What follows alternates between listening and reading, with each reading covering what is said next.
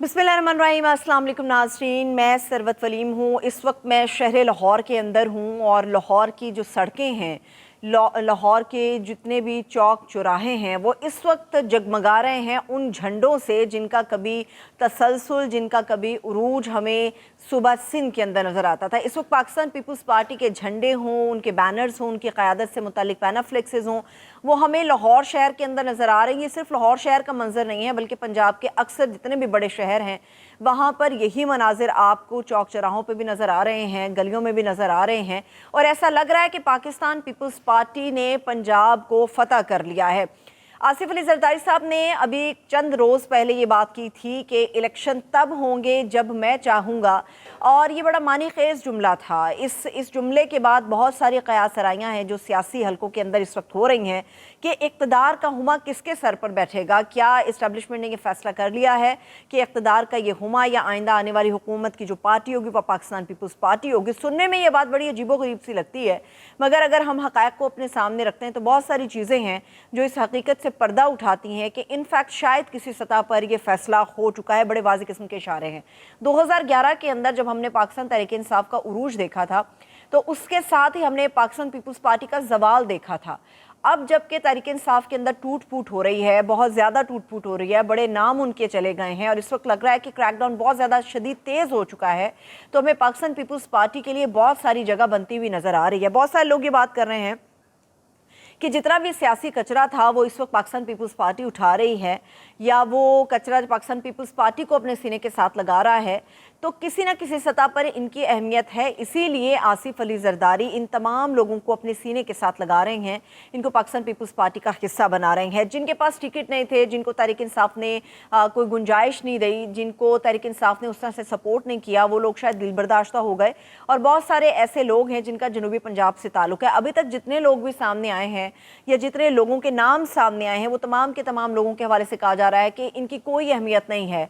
मगर बहुत सारे लोग हैं जो ये बता रहे हैं कि आइंदा आने वाले चंद घंटे या चंद दिनों के अंदर आसिफ अली जरदारी के साथ खड़े बहुत बड़े बड़े नामवर लोग आपको मिलेंगे, जिसके बाद ये कहा जा सकता है कि पाकिस्तान पीपल्स पार्टी की अंडरस्टैंडिंग किसी हद तक ऐसी जगहों पर हो चुकी है कि आइंदा इक़्तिदार जब भी आएगा या इलेक्शन पाकिस्तान के अंदर आम इंतखाब जब भी होगा तो पाकिस्तान पीपल्स पार्टी का हमें किला बड़ा मजबूत नजर आएगा। बहुत सारे लोग समझते हैं कि पीपल्स पार्टी की शायद ये कोशिश है एक कि पंजाब के अंदर किसी तरह से वो अपना दाखिला मुमकिन बना सके। ये कह देना कि बहुत सारी जगहों पर इनके झंडे मौजूद हैं, क़यादत इस वक्त लाहौर के अंदर मौजूद है, उन्होंने अपने क़याम को तवील कर लिया है, बहुत सारी अहम शख्सियात उनसे मिल रही हैं लाहौर के अंदर आकर, तो इसका मतलब ये क़तई तौर पर नहीं है कि पाकिस्तान पीपल्स पार्टी का वोट बैंक बहुत ज़्यादा पंजाब के अंदर है। मगर पीपल्स पार्टी का इस किस्म का चर्चा ही ये बता रहा है कि पंजाब के अंदर उनकी पार्टी की मौजूदगी इस वक्त है। चाहे हम ये कहें कि उनका वोट बैंक कम है, मगर पाकिस्तान के जो सबसे बड़ा सूबा पंजाब है उसके अंदर जो हमें खला नज़र आ रहा है तहरीक इंसाफ की टूट फूट के बाद, उस खला को बेसिकली जो पूर करने का काम है वो इस वक्त पाकिस्तान पीपल्स पार्टी कर रही है। बड़े छोटे छोटे धड़े भी वजूद में आ रहे थे, या मैं कहूँगी दो दो आने की जमातें थी जो वजूद के अंदर आ रही थी, ये ग्रुप मुतहरक हो रहे थे और अब जाकर उन्होंने जहांगीर तरीन साहब को अपना बना लिया है। जहांगीर तरीन साहब के साथ वो शामिल हो गए हैं। बहुत बड़ा नाम अली जैदी साहब का था जिन्होंने कहा था कि मुझे यहाँ पे माथे पे गोली भी मार दी जाएगी तो मैं तहरीक इंसाफ या इमरान खान साहब का साथ नहीं छोड़ूंगा, मगर बीमारी के बाद वो बहुत सारी ऐसी गोलियाँ खा कर आए हैं जिसके बाद उन्हें लगा कि उन्हें जहांगीर तरीन साहब के साथ खड़ा होना चाहिए और उन्होंने जहांगीर तरीन साहब को हम पल्ला बना लिया अपना। इमरान इस्माइल साहब जो तब्दीली के नारे और तब्दीली गाने गा रहे थे, वो इमरान इस्माइल साहब जो कभी गवर्नर रहे हैं कराची के, तो उन्होंने भी जहांगीर तरीन साहब के साथ अपना हाथ मिला लिया है और तहरीक इंसाफ को छोड़ दिया है। ये दो दो आने की जमातें जहांगीर तरीन साहब के साथ जब मिल रही हैं, ये ग्रुप मुतहरक हो रहे हैं, मुराद रास ने भी उनके साथ शमूलियत इख्तियार कर ली है। तो इस पूरे पंजाब के अंदर जो हमें सियासी हलचल नजर आ रही है उसमें हमें बज़ाहिर नून लीग का जोशो खरोश उस तरह से नजर नहीं आ रहा जिस तरह से आना चाहिए था।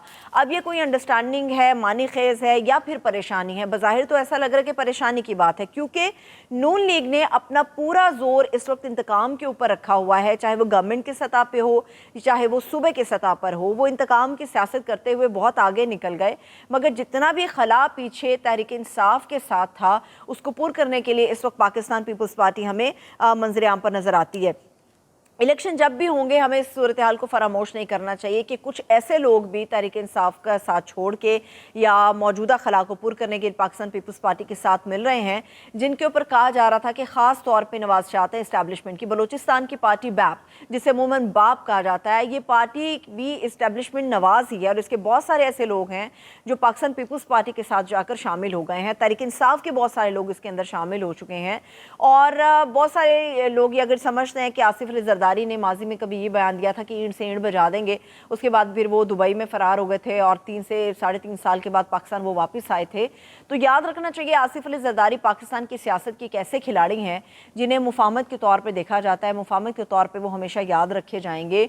और एक आसिफ अली जरदारी सब पर भारी का जो नारा लगाया जाता है वो सिर्फ काम ख्याली या गलत फहमी नहीं है, बल्कि इनफैक्ट ऐसा है। आसिफ अली जरदारी यकीनी तौर पर सब पे भारी इस तरह से नजर आते हैं कि जिस किस्म के वो सियासी स्ट्रैटेजी उनकी है, हिकमत अमली है या जो सियासी चाल वो चलते हैं, वो बज़ाहिर बहुत हद तक कामयाब होती है। चाहे वक्ती तौर पे वो हमें ऐसा लगता है कि ऐसा नहीं होने जा रहा, मगर मुस्तकबिल करीब के अंदर वो चीज़ें हमें उसी तरह से एग्जैक्टली होती हुई नज़र आती हैं जिस किस्म के इशारे हमें पाकिस्तान पीपल्स पार्टी की क़यादत दे रही होती है। इस्टेब्लिशमेंट के इस वक्त कहा जा रहा है कि शायद उनके साथ उस तरह से नहीं बन पाती। आसिफ अली जरदारी का किरदार हमारी पाकिस्तान की सियासत में बिल्कुल ऐसे मोहरे या ऐसे खिलाड़ी का है जो कभी भी इस्टेब्लिशमेंट के साथ अपनी नाराज़गी को बरकरार नहीं रखते, या वो ख़ास तौर पे कहा जाए कि उन जगहों पर अपनी नाराज़गी नहीं रखते जहाँ से उन्हें लगता है कि मुस्तकबिल करीब में या पाकिस्तान के अंदर फ़वाइद इन इदारों से या इन हलकों से या इन इंस्टीट्यूशन से हमें हासिल होते हैं।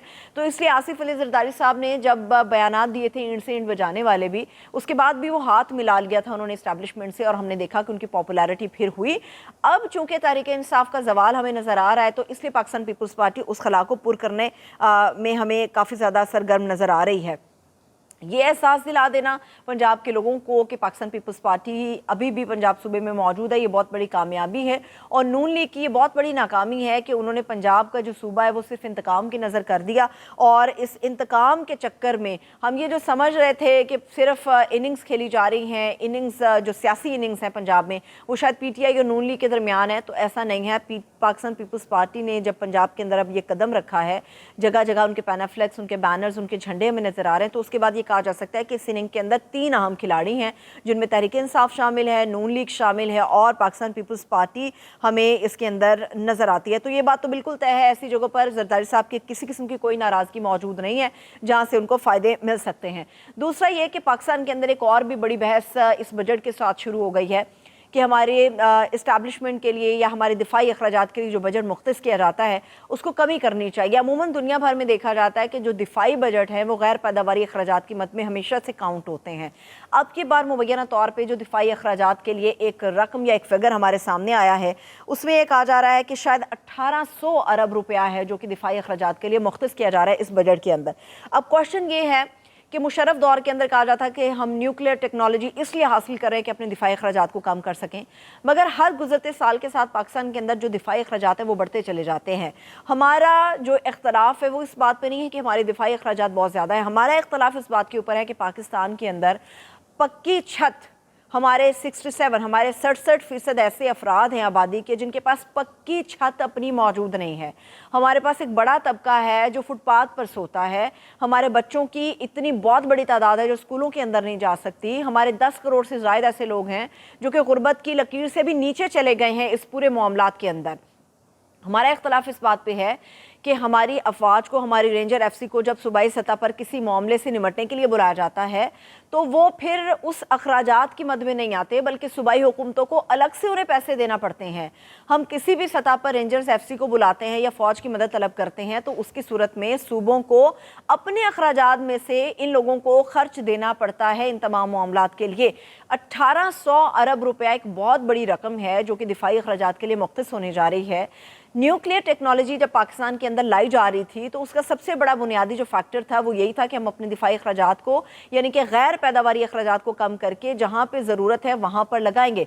पाकिस्तान के अंदर गवर्नमेंट्स क्या करती हैं, तरक्याती स्कीमों के ऊपर बहुत सारा अरबों रुपया दे दिया जाता है मगर कभी भी ना सेहत के ऊपर ये पैसा खर्च होता है, ना तालीम के ऊपर ये पैसा खर्च होता है, ना पानी के ऊपर ये पैसा खर्च होता है। हमेशा इसे सड़कों की जीनत बना दिया जाता है, पुलों की जीनत बना दिया जाता है, सीमेंट सरिये की जीनत बना दिया जाता है। तो जहाँ जहाँ पे भी गैर پیداواری اخراجات ہیں ان کو ختم کرنا ہوگا. بجٹ اسی لیے مختص کیے جاتے ہیں.